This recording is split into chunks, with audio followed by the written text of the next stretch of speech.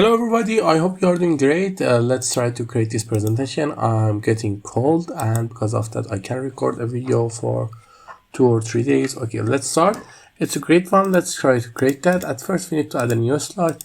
In our new slide we need just use 2 circles. I want you to create the circles to this size and then put it here. Put it here and select both of them and set the shape outline to none and shape fill to the color you want. For example, let's go with this dark black and just simply format them to give them some shadows.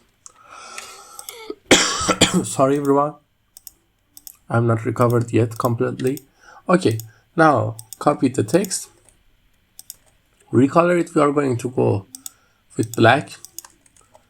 Copy the picture, and now we are going to select this two and increase it in shape size.